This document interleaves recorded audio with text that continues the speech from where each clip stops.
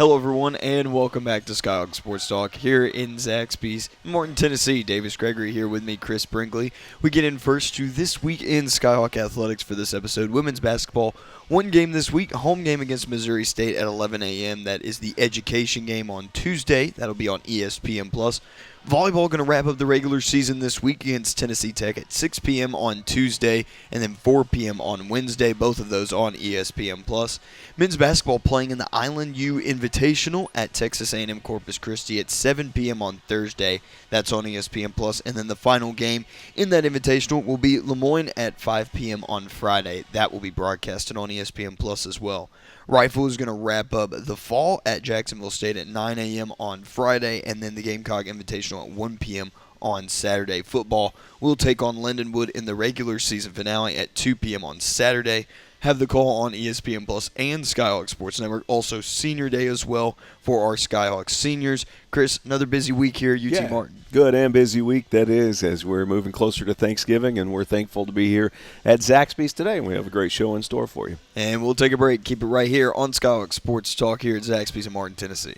If I quit this season, I still be the greatest. Skyhawk Sports Talk podcast is brought to you by Weekly Ford Nissan. And we're back here on the Skyhawk Sports Talk podcast. Gregory here with Chris Brinkley. Joining us now, head coach of the UT Martin women's basketball team, Kevin McMillan. Skyhawks have Education Day tomorrow at 11 a.m. against a very good Missouri State team. Bears picked 5th in the Missouri Valley Conference preseason poll, but a very talented team coming in here tomorrow. Coach, thoughts here as we get ready? I know this will be the last home game until the trip to Hawaii. Yeah, it'll be the last home game till, after exams. Wow. So, long time that we'll be on the road, some neutral site games.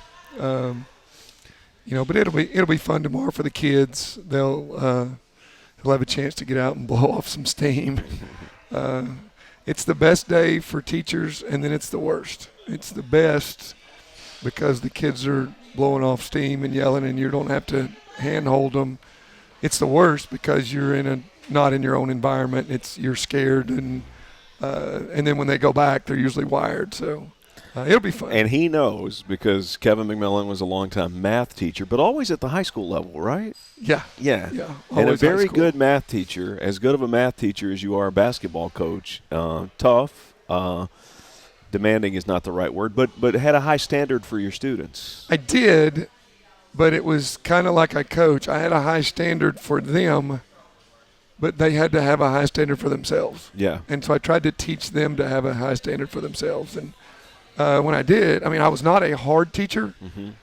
I was a consistent teacher. Like, we worked every day. Yeah.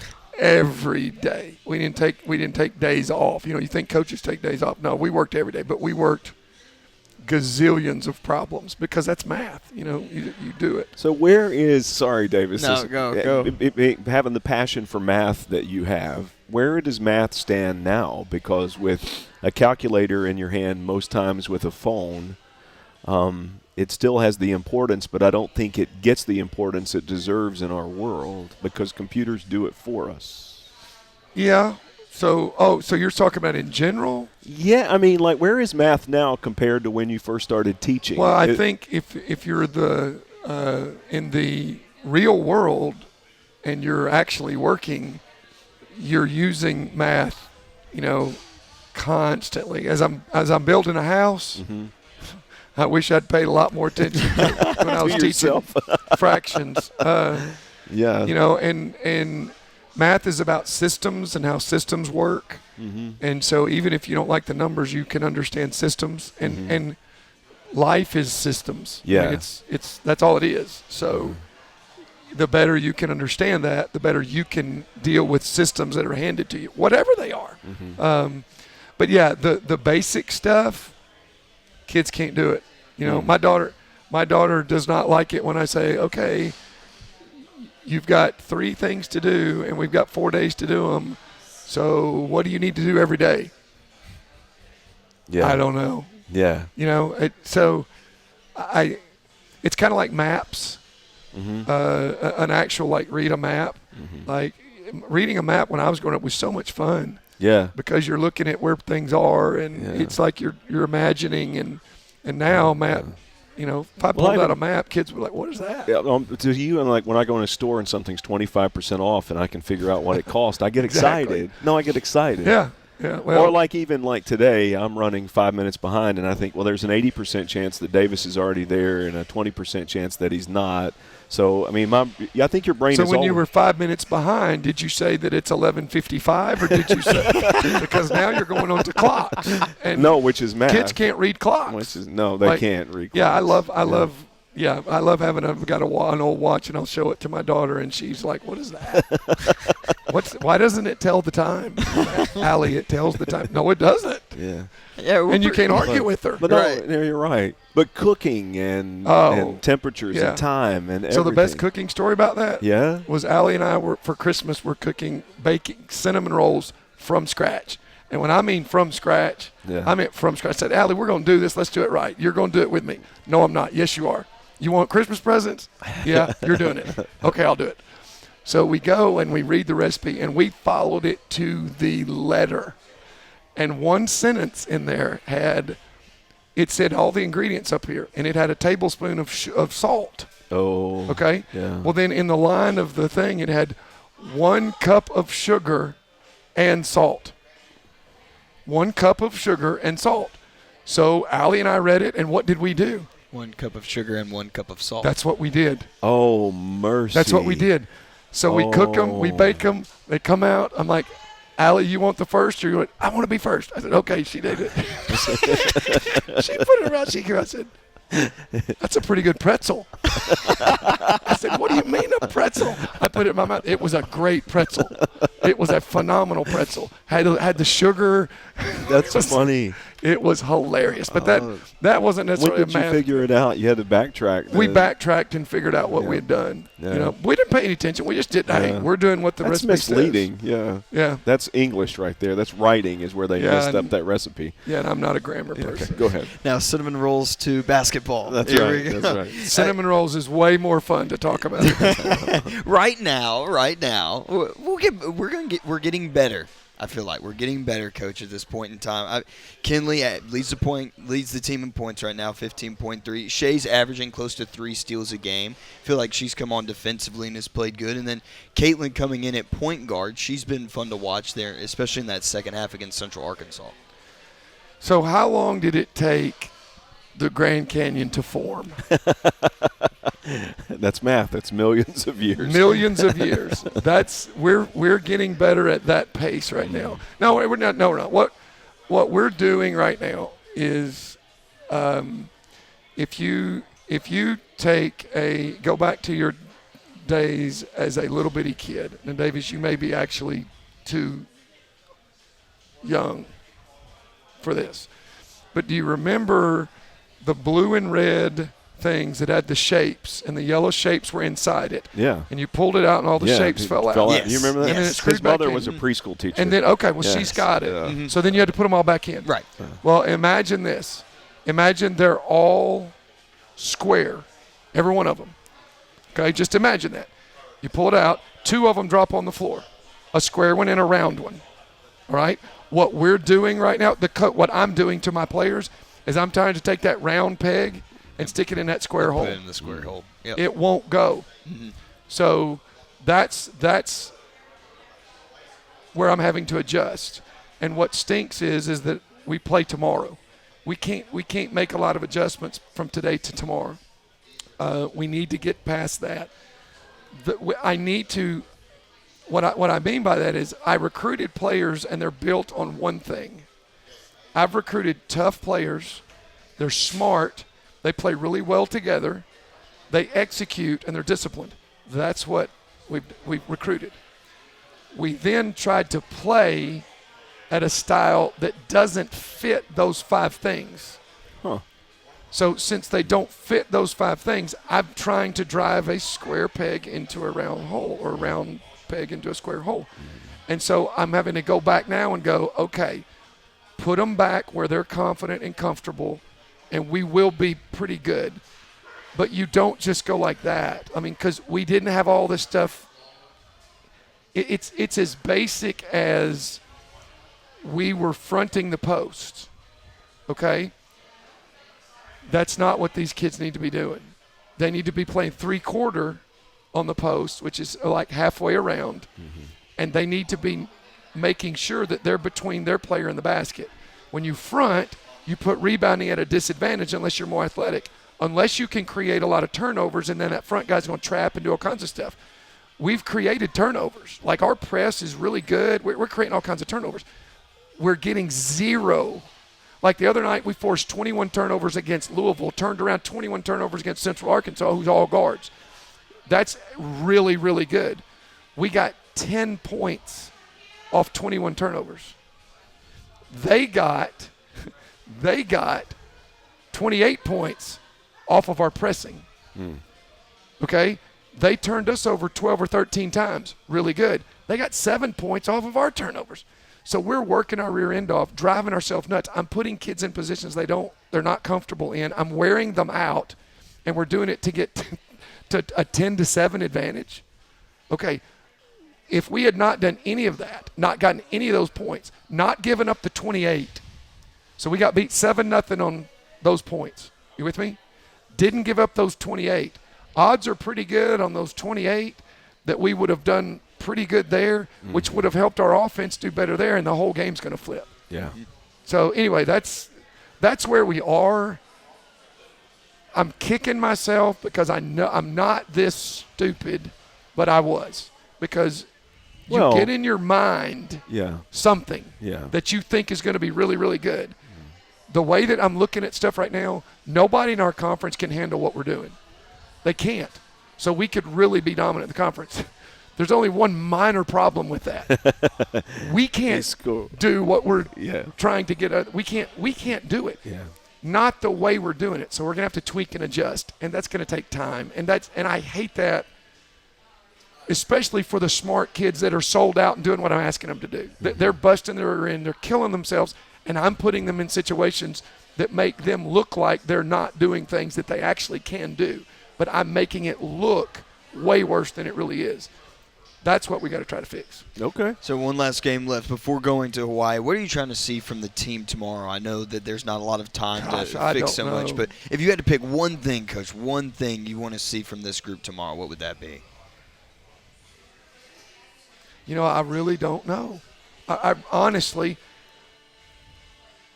well, give me something. You tell me. What do I want to see tomorrow? Better shooting in the first quarter. Okay, how are they going to do that when they're not comfortable because the offense has not got them comfortable? So that's unfair to expect of them. True. Yeah. I hope they do, but I don't think it's fair to expect of them. Give me something else. Chris, your Keep turn. going. Chris, no, your got turn, one now. Chris. No, your turn. I'm going to say better rebounding. Okay, better rebounding possibly, because we're going to try today to tweak them a little bit and move them around. Mm-hmm.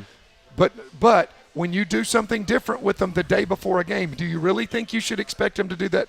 Okay, you're setting them up for failure again. Yeah. It will help. It could help. But it's not fair to expect them to be good at it tomorrow. Right. You don't do something in one day and expect it. Right. All right, Davis, give me another one. Golly. It's another one. Team going on a 12-0 run. Try to halt them somehow. I don't know. I'm running out of stuff too. Well, that's my point. You can't be fair to your players and expect them to be better tomorrow at anything, because everything you do has been based on that square peg. Round hole. Yeah. So until you hand them the round peg and the round hole, or the square peg and the square, you can't expect anything of them fairly. Mm-hmm. Play hard, guys. Just play hard. Just play hard. Basically that's all I can expect.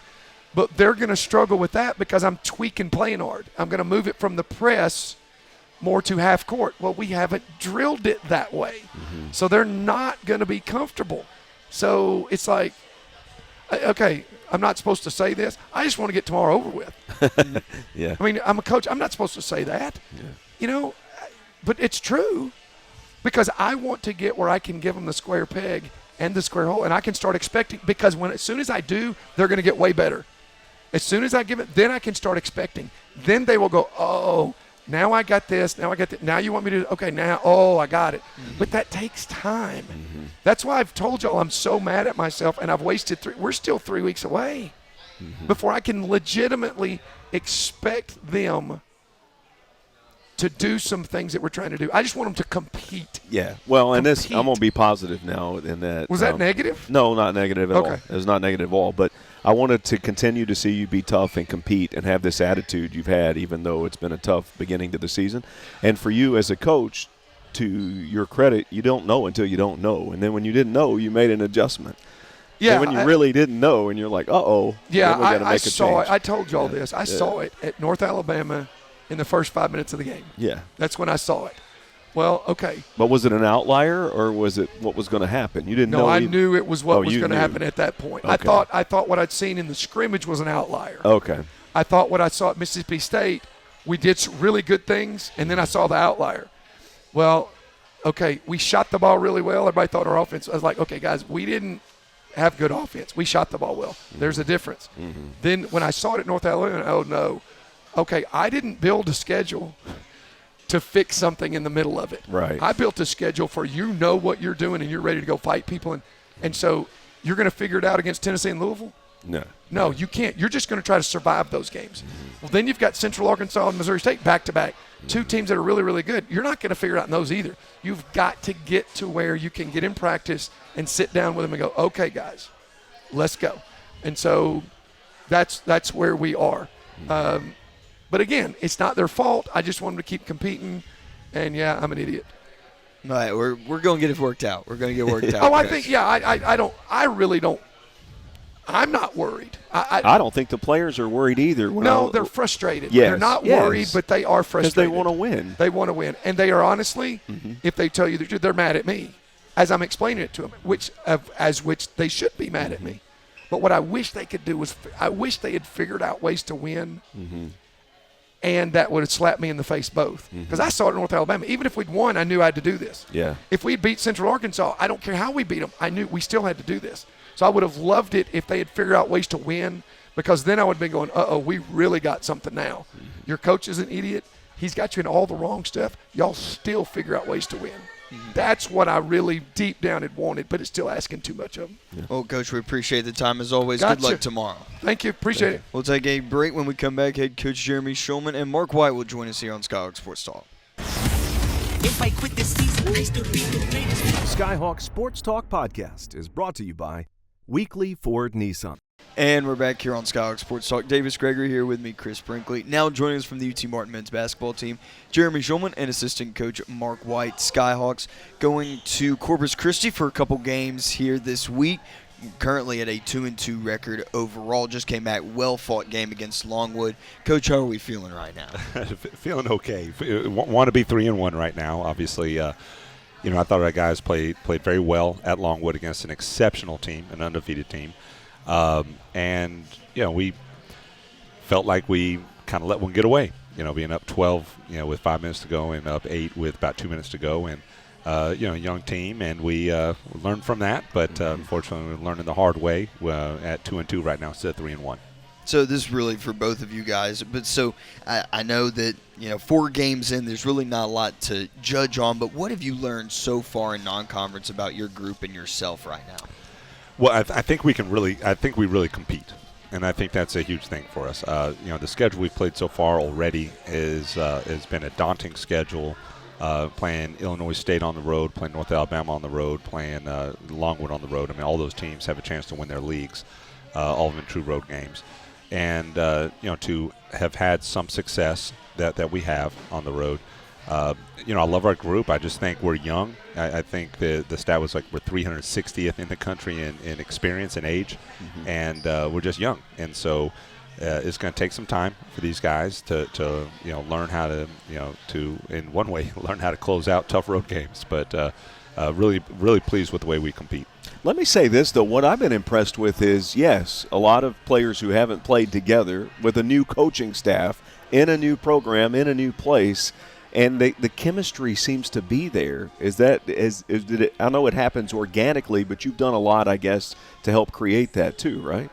Well, credit goes so much to Coach Shulman because through recruiting and, basically, you signed 12 players that, that it don't just happen, to happen kind of deal with your chemistry. But when you have just such unbelievable human beings in your program, there is no selfishness at all. We don't have a selfish kid on our roster. And so that just helps with your chemistry and the guys sharing the ball, so much. And so what I've learned through 4 games is that we definitely have the right pieces in our program to be successful, and like Coach Shulman said to us last week as a staff that I guess on paper we have the youngest team in the country from not just your age-wise but experience-wise, right? We have 2 kids that have played Division I basketball. Mm-hmm. That's all we have. And, one of them is David Kamwinga, who's out injured right now. So we're playing with one guy that's ever played Division I basketball. I mean, Yeah. Right? Right. And now we're playing against guys that are 23 and 24-year-old. They're all grad students, seniors, right, or redshirt juniors. Mm-hmm. And you look at Longwood, that's the makeup of their team. And Longwood, we know, is very, very good and made the tournament last year and 2 out of the last 3 years. And I watched them just handle Milwaukee easily, last week. And Milwaukee's picked to win their league, the Horizon League. Mm-hmm. And here we are, as Coach said, we're up 12 with 5 minutes to go, right? Yeah. And so we definitely have the pieces here to be very, very successful. And, as we continue to play more and more games, you're right, that experience continues to catch up on the good side for us. 100%. And that unselfishness is obvious in body language, energy on the sideline. I mean, it's coming through as I'm watching the games on my TV screen. You can tell that there's chemistry and unselfishness, which is a really nice quality to have early in a season. Yeah, it really is. And, Coach White said it right. The guys we have just make it easy. And I think there's like a shared experience of having so many international guys also. Yeah, and they're all in the same boat. They're all in the same boat. Yeah. They're all far from home, and they're here for basketball, and they want to be, eventually become big-time pros. And so they're all here for the same reason. So that experience, for that common experience for those guys, I think goes a long way. But our how tied in our guys are to each other and the chemistry we've already built is definitely something that we really like. Good. And 2 guys that are up there in terms of leading the OVC, Josue Grullon leading the OVC in points per game at 20.8, and then Vladimir Salaridze, the one Division I player, leading in rebounding, 8.5. What have you guys seen out of both of them right now leading this team so far? Well, the funny thing is, we don't look at stats a lot. We'll look at analytics, but not a whole lot at stats. I had no idea about either of those. So the fact that I didn't know it until this morning when I looked it up. For one, I think it says a lot about Josue that he's leading the OVC in scoring and doesn't start and doesn't want to start, and he's such an unselfish person and he's really bought into what we do. The fact that he's come off the bench and doing all this as well, and he's doing it efficiently also. Yeah. And he's, really, I thought, learned a lot since he's been here, and there's been some ups and downs obviously during that learning process, but the fact that he's bought in so much to the shots we want him taking, what we want him to do on the floor, and he's obviously doing it very efficiently right now. But those guys have been great. Leadership is something we still need a lot more of. So I wouldn't say they're necessarily bringing the leadership that we need, but it may not be their jobs either. But just as a group, we have so many new guys and such a young group. Leadership is still something that there's nobody, and you see it late in the game. You see it when we're up 8 with 2 minutes to go. There's nobody that says, hey, we're good guys, this is what we're going to do, or we're going to get this stop. Mm-hmm. We're going to get this rebound. Guys, calm down, we're fine. The leadership probably too much is coming from the coaching staff right now, and as we know, we've been doing this for a long time, the best teams are player-led teams, mm-hmm. and we'll get there. We'll get there. We've got a lot of guys that want to lead and a lot of guys that do the right thing, but and I guess leadership, it's nice if it's your best player, but it doesn't have to be. That's true. Yeah. Absolutely. And so I don't know if it's going to be for one of those two, but mm-hmm. it'll need to come from somebody. And, I don't know. What do you think, Coach? Well, the makeup of our team, is we just have such great kids, and I think that sometimes that kids are afraid to get on other kids. You know what I mean? Yeah. Just because you have such great kids, and you know what I mean. But don't you think that even takes time in a family? Right. My son trusts me, so Yeah. I could get on to him without him right. getting his feelings Right. hurt because he knows that my best intentions are for him and not me. Right. And when you have a unit of people like you've had coming together, part of that takes time. I think when it's early on with a brand new team and lack of experience that we have, that your kids they're just trying to find their way, right? They're trying to find their way as far as what can I do to help? What do I need to do to help? How do I need to be better, right? And then once that happens, then they feel more confident and comfortable by being a leader. Yeah. Right? That makes sense? 100%. Because Coach Shulman there's nobody in the country, I promise you, that watches more film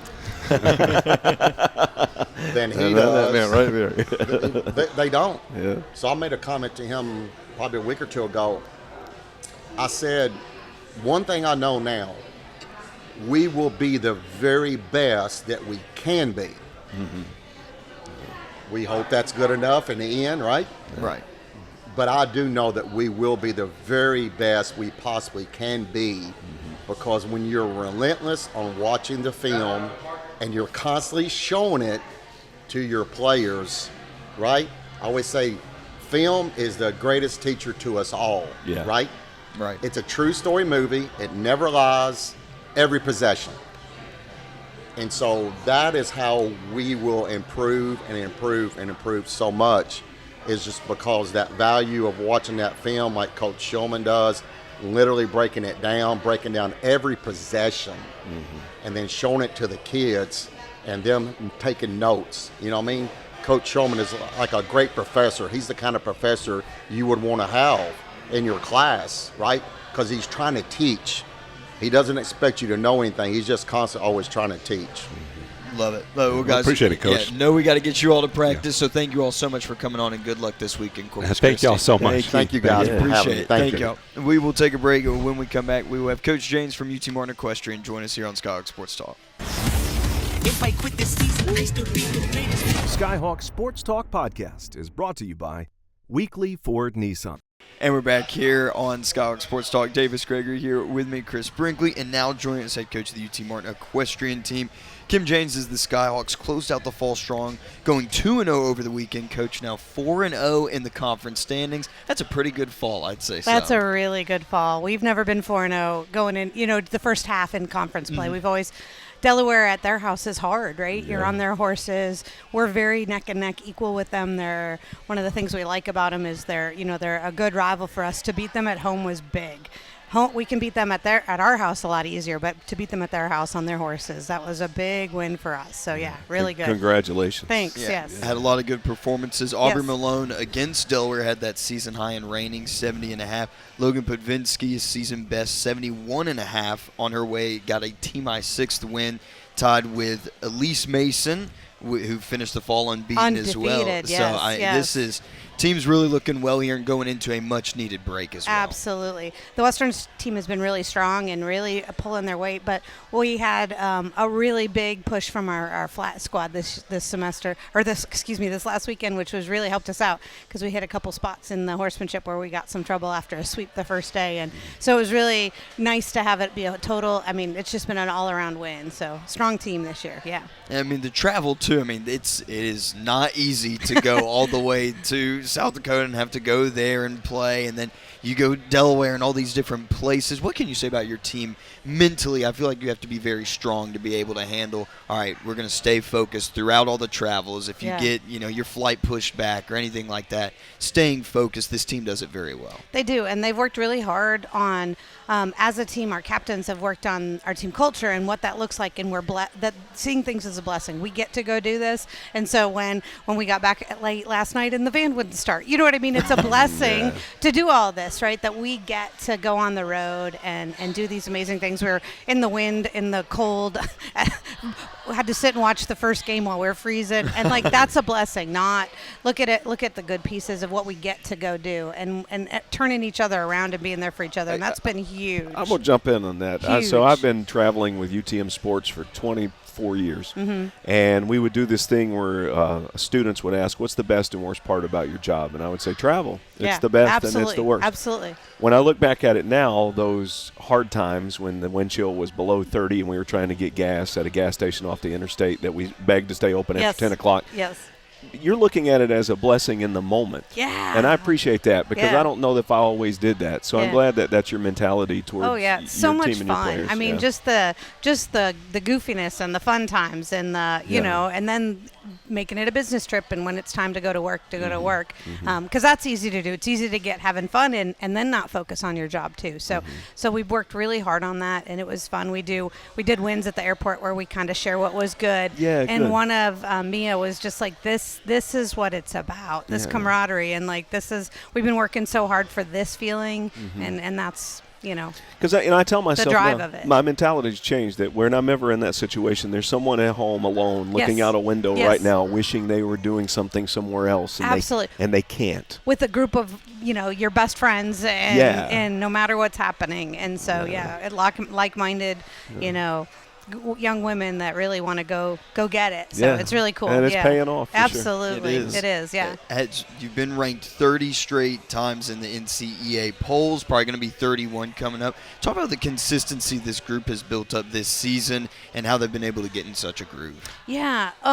Well, we have a strong group of leaders, and what I always remark on them, I can step away and they keep going. They know what needs to be done. They're paying attention to each other's horses and each other's rides, and if something happens and I have to step away, they've got each other. And I think that's the big thing, as it's been a shift over the 10 years that I've been here. When I first got here, it was like, well, I want your position, so I'm not going to help you.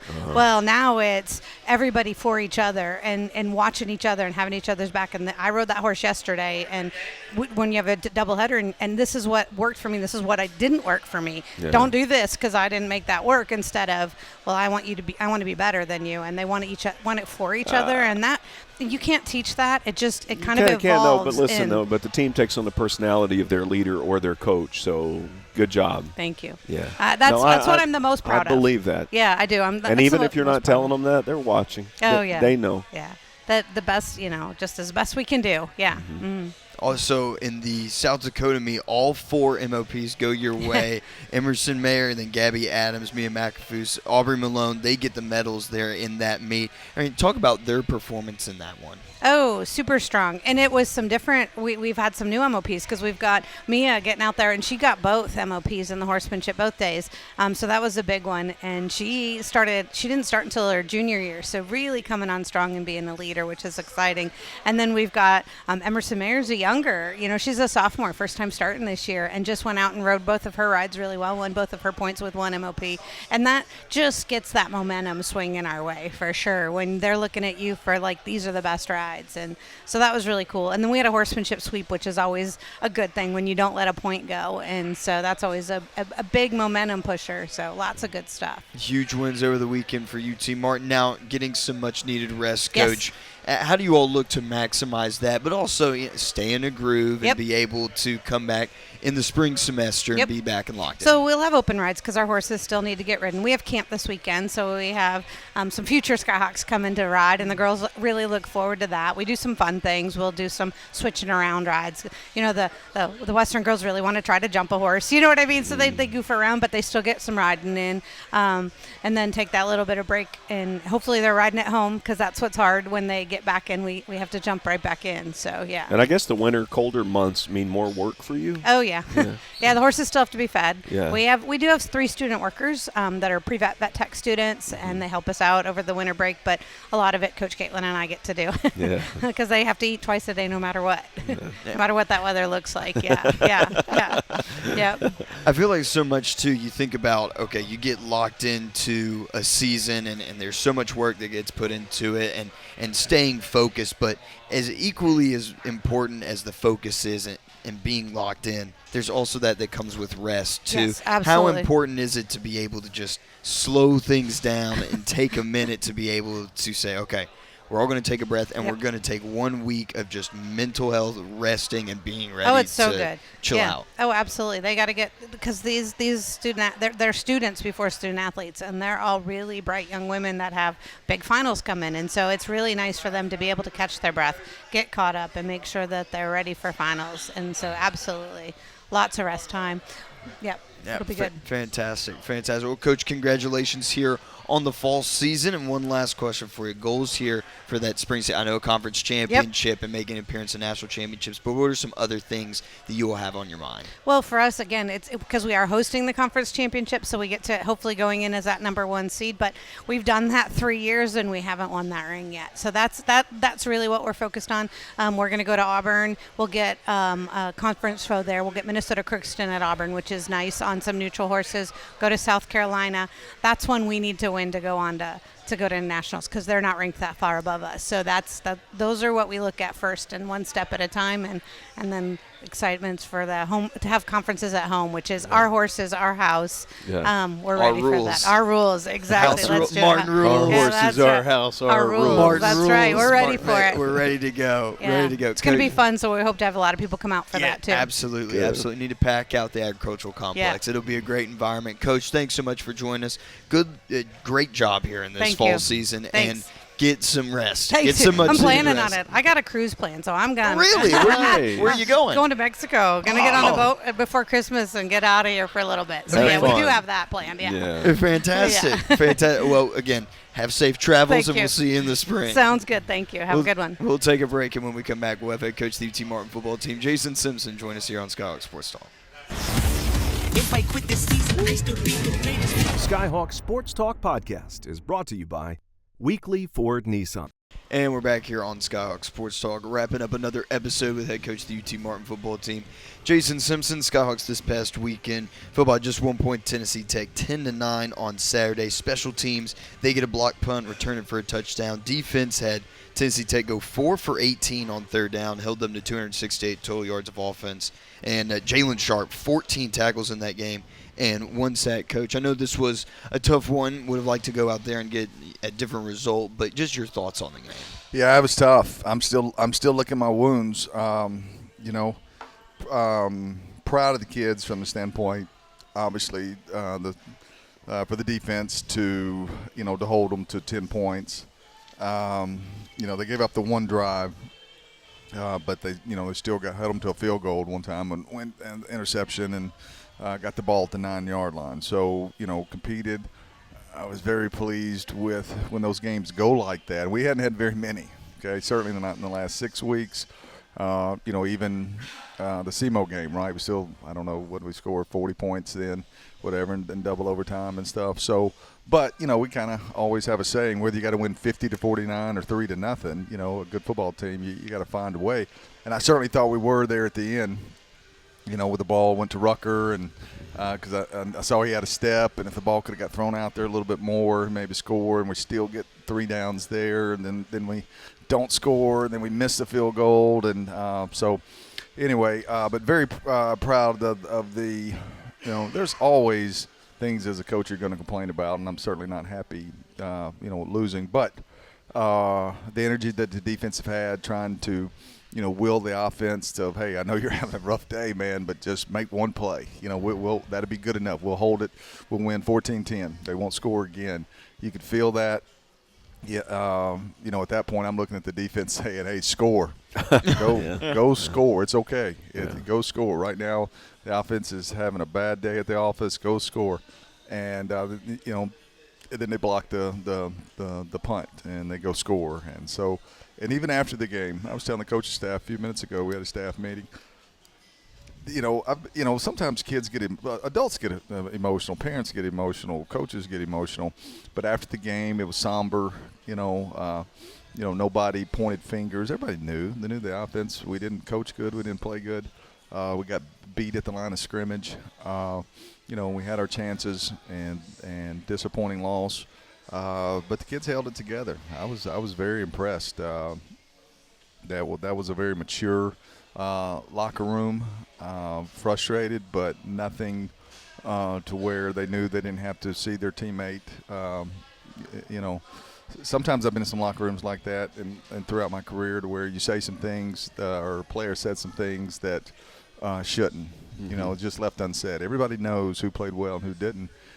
So I was very pleased with that. And, now it's my job to put Kincaid in an opportunity and that offensive line an opportunity to make some plays and be successful. And, we gave up 5 sacks. He got hurried all day long. And then when we did block him up and he had to move, we didn't throw and catch. We had some opportunities. I think we had 2 drops and at least 3 throws of some big plays that we left out there. In the run game, we zigged, they zagged. What I mean by that is, not that we didn't have enough hats at the point of attack, but you would get a certain blitz or you would get a certain – and it's not that they knew our plays or whatever. Just sometimes you get them, they get you, all right? And those were going for no gain or loss of yards because we weren't able to they had better execution than we did, all right? And then other times when it was a fair fight, meaning 6-on-6, they controlled the line of scrimmage and they physically beat us. And then when when you're not getting the run game going, you say, well, let's take some shots here off some play action, maybe some bigger plays. We're not going to be able to sustain some drives right now. We're not going to be able to go 10 plays. Then you're giving up a pressure. And so credit to them. And we didn't do a very good job, and I didn't do a very good job. And disappointing. You don't like losing at all, but you don't like losing at home. Yeah. That really bothers me. Yeah.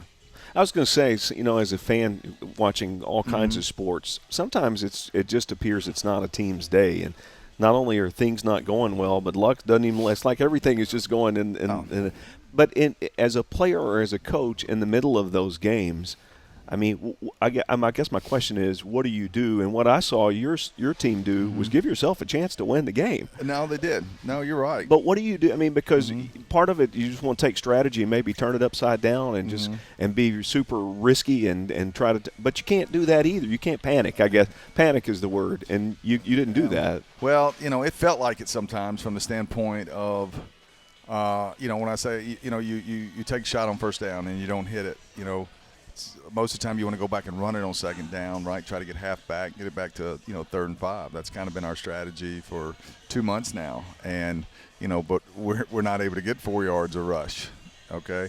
I mean, and so now you're left back to a 3rd and 8. And so, I think we were only 3 of 17 on 3rd downs. And so once again, it was both the ends that gave our tackles problems. Need to chip some more with the tight ends. Now, you go back and look, and we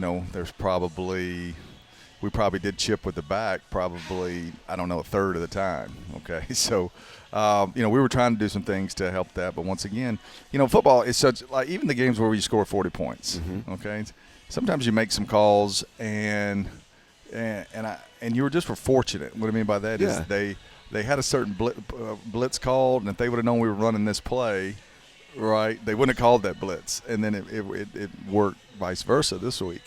And then there's times where, they've got an unblocked guy there, okay, and that's like if your quarterback's not running the ball right, it's 11 on 10, all right. And there's been some weeks to where the safety would fall down and Cheeks would turn into a 30-yard gain, okay, or miss the tackle. They didn't miss the tackle this week. Everything was condensed, and everybody was, we were not pushing people around. We were not staying clean in our blocking patterns and stuff, and that's kind of what happened. And then, and when you go out there when you practice, right, and you hate to say there's no consequences, okay, because you're running a set of plays, okay. Well, it's not like that in the game, right? I mean, there's first down calls, second down calls, third down calls. But when when you can't get it to 3rd and medium and 3rd and short, okay, the probability of going up a scoring, and we were backed up a lot, and that's our defense was doing a nice job getting stops, okay, but because we couldn't put 3 or 4 first downs together and punt them and keep them, and then the one time we did, right, that was their big play. They flipped the field, so.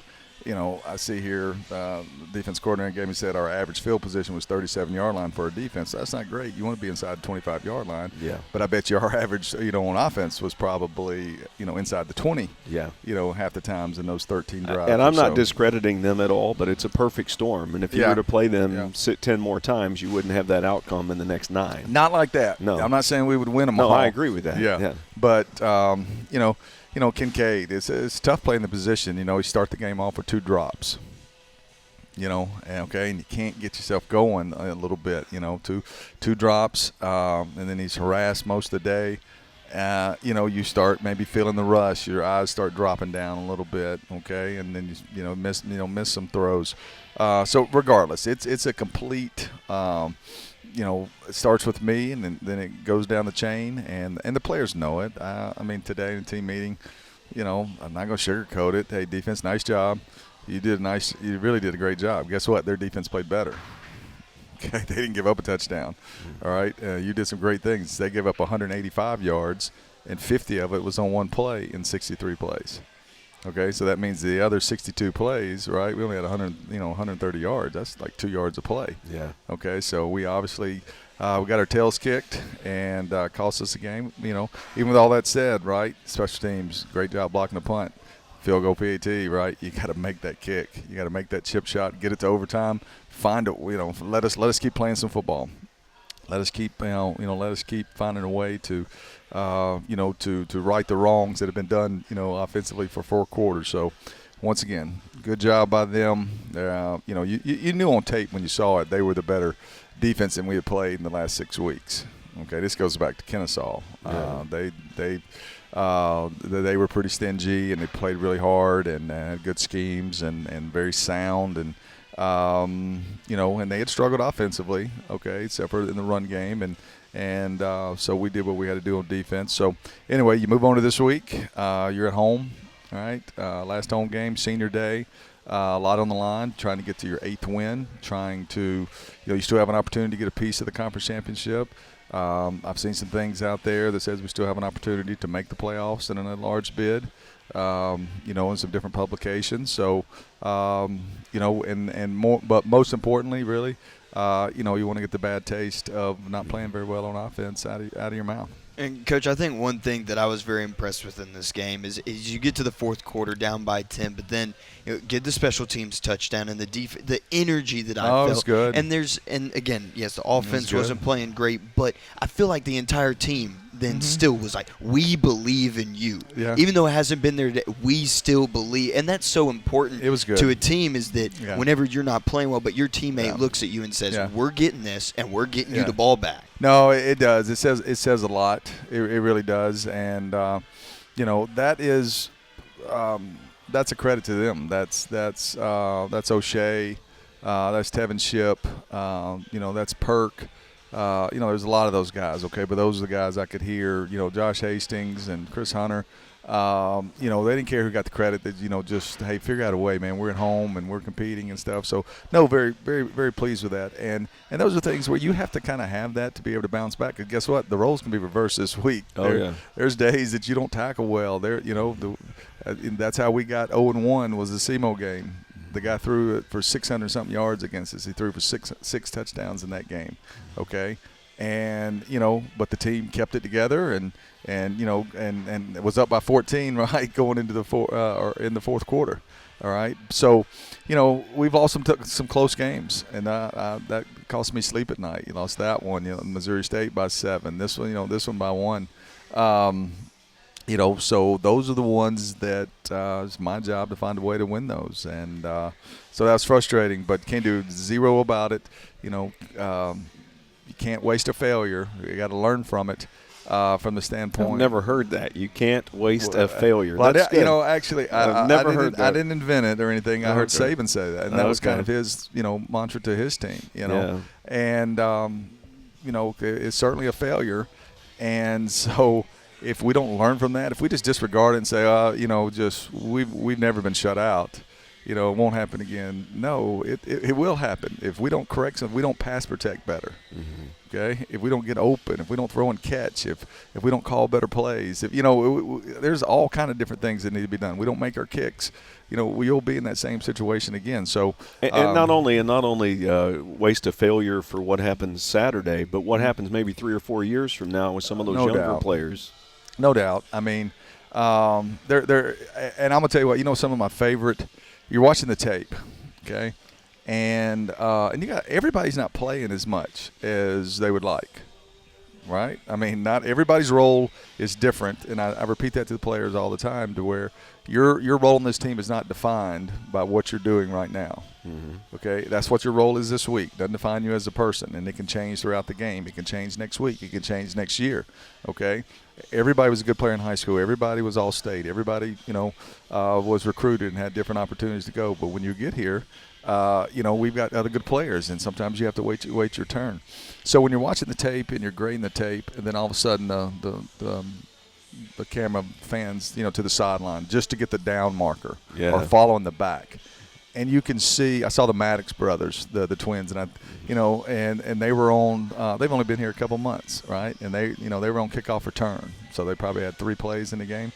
And and you see them cheering, for offense. I actually noticed that. Did you? Yeah. So who are those two? Yeah. And then I realized they're twins. They're twins. Yeah. And their body language is great. It was, and there's multiple guys on there, and I could probably tell you a story of different conversations I've had with each one of them about keep your head up, your time will come, and this is what your role is now and stuff. And so I like the culture of that. We spend a lot of time on that. I believe in that, and you can't just. It doesn't just happen. Older players have to pass it down, and the Tevin Ships of the world who walked onto this program and had to earn his keep, to get to the point that he's at now. Jalen Sharps didn't play the first year when he transferred in here. We had other linebackers, so he kind of sat and played a special teams role until it was turned. And remember having that conversation with him, but he couldn't get upset. We won 10 games that year. Yeah. So so there's a lot of our good players have been through that. And anyway, so good job by that. And I've also heard luck is when opportunity meets preparation. Well, that preparation when you're not playing is what are you doing on the sideline? Well, you're right, no doubt. I mean, are you engaged, and are you a positive? And it never fails, man. Yeah. I mean, had some receivers, upset about getting some balls the last couple of weeks. Rightfully so. Everybody, wants to catch the ball. Sometimes it comes their way, sometimes it doesn't. And guess what? I had a drop early in the game. Okay, and so you waste that energy and that time on that. Okay, and then when the ball does come your way and you don't make the play, now not only you pay the price, but we all pay the price. So, yeah, there's a lot of life lessons that can be taught through that. And there's such a fine line too, because you only get 12 opportunities. Yeah. And everybody wants to go to the NFL. That's where football's tricky. Yeah. Everybody wants to make all conference. Everybody wants to make all American, and you have to touch the ball as a skill guy in order to have those opportunities. No, I get it. I get it. But if you were so much open, the quarterback would find you over a period of time. If you're that much open, right? Are you catching it that much in practice to where he goes? His eyes start going where you are because he knows that you're open, okay? Or is the ball going someplace else because there's some other guys that are making those plays in practice and then making the plays in the game. So it is a very fine line and tricky, and it's hard for kids and you to maintain that team attitude, but yet individually want to have success. That's why, right, in the NFL, I guarantee you somebody today complained about not touching the ball in an NFL game yesterday. Oh, yeah. Or was critical of the offensive coordinator and sometimes you can make a play and you know what, maybe he's right. We got to start coming back to him and stuff, but you got to make it when it comes back to you. You got to capitalize on your opportunity. Coach, you mentioned Senior Day this Saturday against a Lindenwood team that beat SEMO. They are certainly a very talented group. First off, this senior class, what has that meant to you? They've won a lot of football games here and some championships to go along with it. Well, it's different now, the senior classes, because, Cheeks is in this class, and he's only been here 6 months, okay? So there's different. It's not like the ones you would have for 4 and 5, 6 years. Okay, so I appreciate them in different ways. I appreciate these senior classes, and there's a lot of good players. I think there's maybe 18 of them. All right, but there's some guys that have been here with us, 6 years now. Vance at the center's only been here 2, but he's had such an impact in our program in those 2 years. It feels longer, and I really appreciate him. But Chris Hunter's been here 6 years. Tevin Ship's been here 6 years.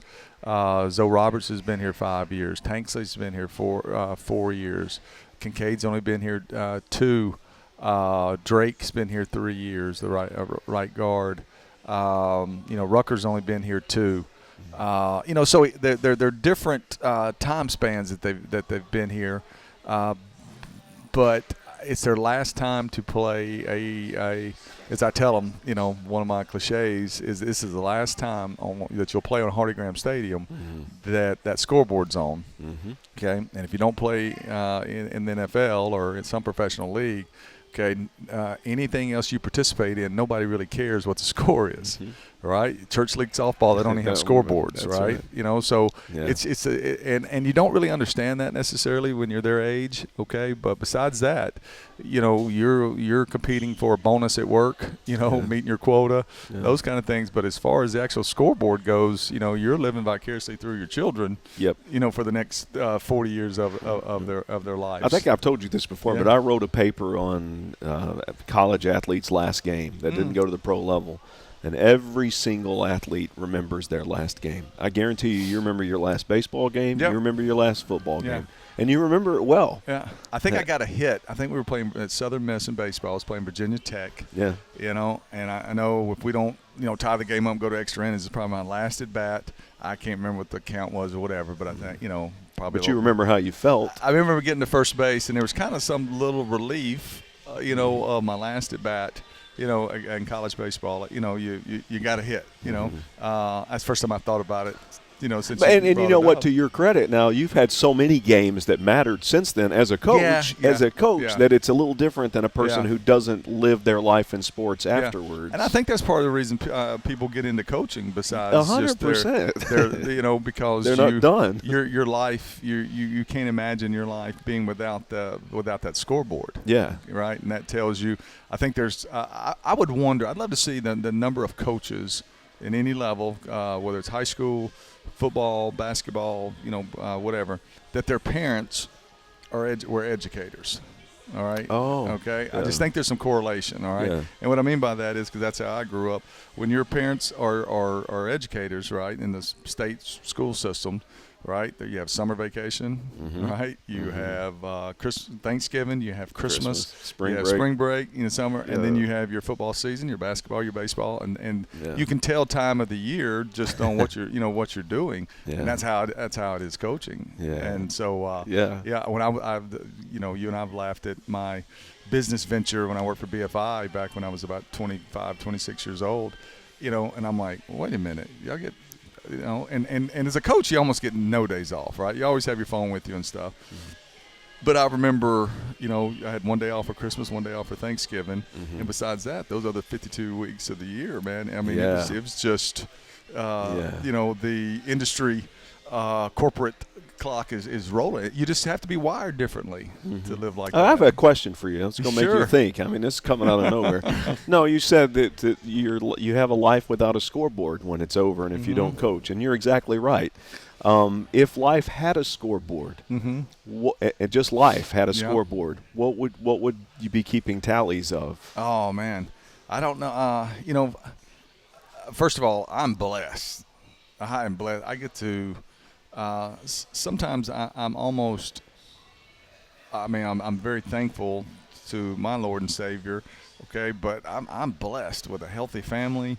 I get to do something that I love to do, and I figured out a way to make a living at it. And I tell our players all the time, hey man, if you get to find something that you love and figure out a way to make a living at it, man, what a unbelievable life you're blessed with. Yeah. All right. So, I don't know really how to philosophically answer that, but I just know that I'm blessed. And there's times that I have to check myself. from the standpoint of all my worth can be put into, and this is the danger of, did we win that game on Saturday? Wins and losses. Wins and losses. Yeah. And it's obviously, it's not like that, right? You and I had this conversation before from, on my tombstone, it won't say 3-time or 4-time or 5-time OVC champion, right? And where I really get humbled is when I have different conversations. I had a family come here, and this was, once again, a blessing of being here at UT Martin, of a former alumnus here from 2010, and he emailed me and said, Coach, you don't know me. They had just moved here from, where did he say, the Dakotas maybe? Wow. Anyway, but he's a graduate of here, okay, somewhere in the Northeast, and they had moved here, on the other side of Clarksville, okay, and he wanted to bring his son to the game. It was a 7-year-old or 4-year-old birthday, 5-year-old birthday, okay, and he said, hey, we'd like to come back on campus. Is there any way I could make this special for him? We'd just love to meet you maybe and get a picture.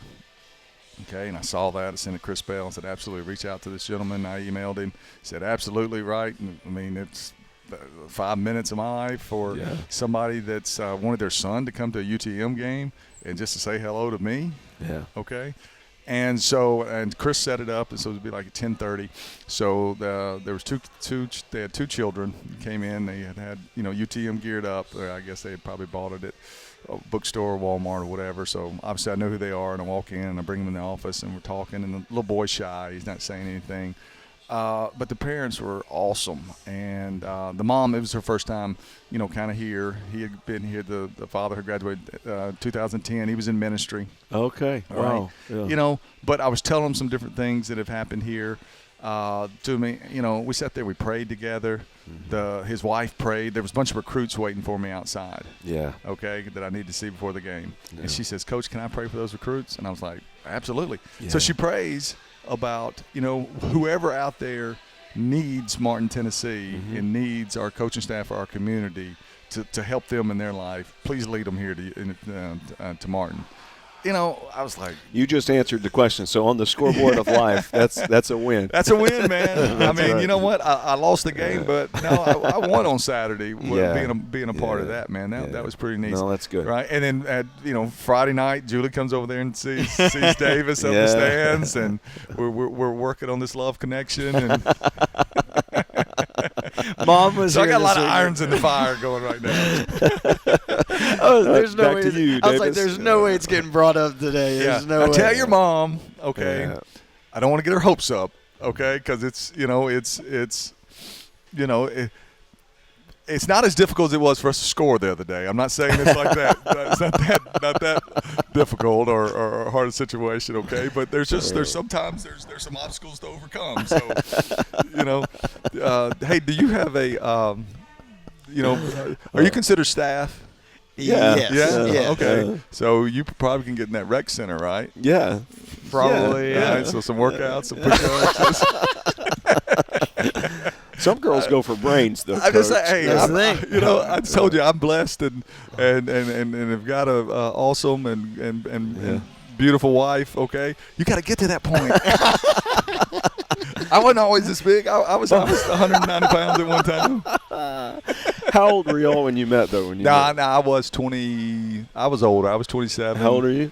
24. You're good. Okay, you got some time. You got some time. Yeah. It's your role model right there. It is. Now, and luckily, Julie tells me if I would have known you in college, it's a good thing we wasn't around each other. She said, because I would have never gone out with you if I'd have known you until you got older. Yeah. That's deserved criticism there. And you know what? I share that with our players too. Yeah. They probably come in my office with different things, and they're like, man, Coach is talking about his parents and his marriage and stuff. But once again, that goes back to that scoreboard you and I were talking about. And no matter how things have changed, you watch the news, the elections, and different things, when you start having those one-on-one conversations when kids are struggling with different things in their life,